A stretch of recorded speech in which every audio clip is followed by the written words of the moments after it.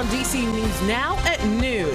What resources are available for federal workers either furloughed or laid off here in Montgomery County? We'll have that coming up. It's debate night in Virginia, what you can expect as the candidates for the Commonwealth's next Attorney General go head-to-head. Plus, it's a cool and sunny Thursday. Meteorologist Brittany Ward is tracking your evening lows and frost advisories for parts of the DMV tonight. Then, we're helping you stretch your dollar, looking at the signs of financial abuse and tips to help survivors keep their money in order. And a couple in Maryland is now waking up with more money in their pockets. We're in Clinton checking out the shop that sold a winning lottery ticket. You're watching the station covering all of the DMV. This is DC News Now. Good afternoon. Thanks for joining us for the news at noon. I'm Annalisa Gale. We are one step closer to the weekend. We start with meteorologist Brittany Ward with a check on our forecast now. And Brittany, we have some frost advisories out. Yeah, you know, we have some frost advisories in place for our friends off to the north and west, Washington, D.C., not under any advisory or alerts at this hour. And then as you head out towards Garrett County, we do have a freeze warning in effect. Both of those will be going in effect tonight, and that's going to last until about tomorrow morning, and that's because we are going to be tracking some chilly conditions heading into the overnight hours. But for now, if you are heading out, a live look outside, out towards the Kennedy Center, notice the camera is shaking, still going to be holding on to a breeze as we head through the rest of your day today, but at least we're going to be tracking that water wall sunshine across the entire region. So not looking too bad as we head through your day today. Temperatures right now heading out, if you're about to step out for lunch at this hour, we're sitting at 61 degrees in DC, 62 as you head over there to Fredericksburg, Virginia. Back off to the north and west, still holding on to the 50s, 57 currently there in Hagerstown, 55 as you head over there to Frederick. Now, again, winds are breezy. We're still going to be holding on to that breeze throughout much of the day today. We're seeing winds gusting upwards to about 22 miles per hour here in DC, shifting out of the northwest. That's pumping in some of that cooler air we're going to be feeling as we head through the day today. The good news is we do start to see those winds begin to light up as we head into the second half of your Thursday into tonight. So keep it here. We'll have a full breakdown of that forecast, Annalisa, and what to expect up next. All right. Thanks so much, Brittany. Well, as the federal government shutdown drags into day 16 now, we are seeing more cancellations, including the National Zoo's annual Boo at the Zoo. That was scheduled for next weekend. And there's still no word if other fall traditions will continue, including the adults-only Halloween party scheduled for October 24th and the 25th. All Smithsonian museums and facilities were able to stay open beyond the shutdown for a short period by using some leftover funds from previous years, but that money ran out on Sunday. Families are now getting frustrated by these impacts. I'm a grandfather with 2 grandchildren. I can't take them to the Saturday Halloween celebration of Boo at the Zoo because the zoo is closed. What is happening? Why are little kids having to bear the burden of political mistakes?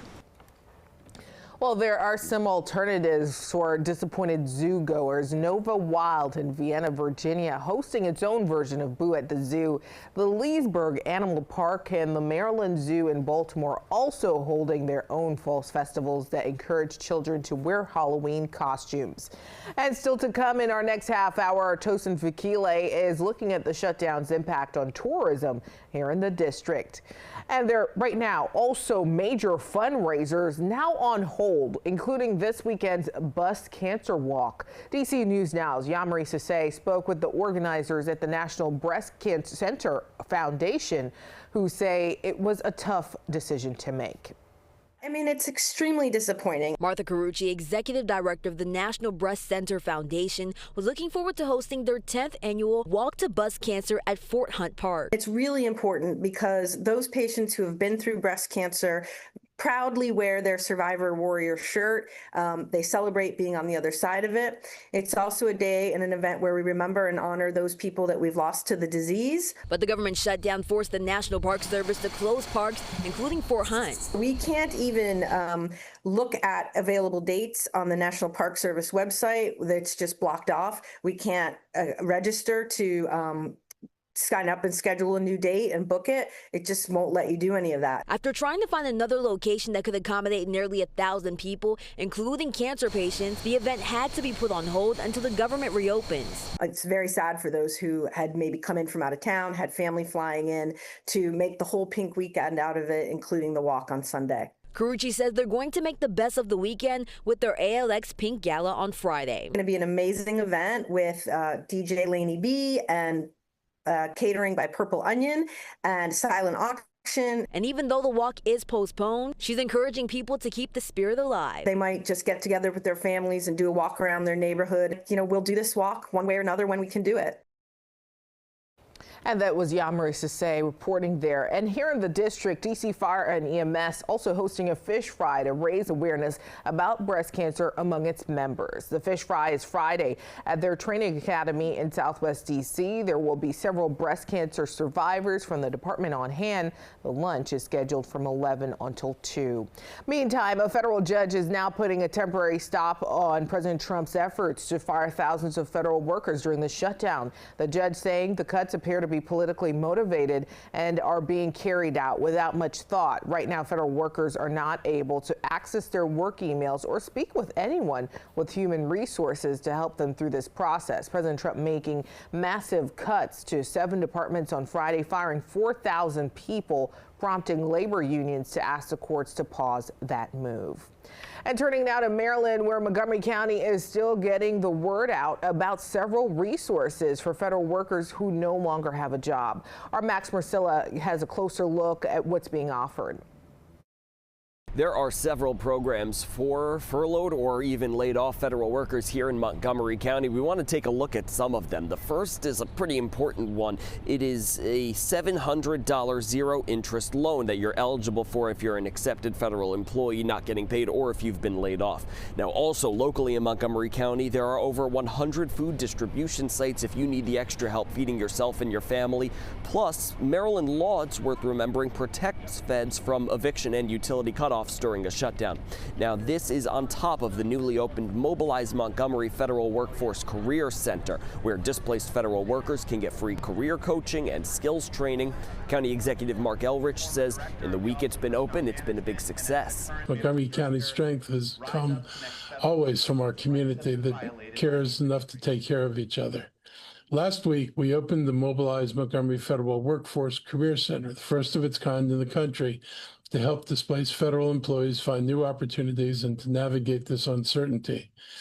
Since last week's press event, we had 114 federal workers sign up for services. That career center is located in Wheaton. Meanwhile, the county is also preparing for potential future cuts, some that have been passed into law like SNAP cuts, others that are proposed, including potential cuts to HUD. Elrich is urging the Maryland congressional delegation to do what they can to stop those HUD cuts. Reporting in Silver Spring, Max Marcilla, DC News Now.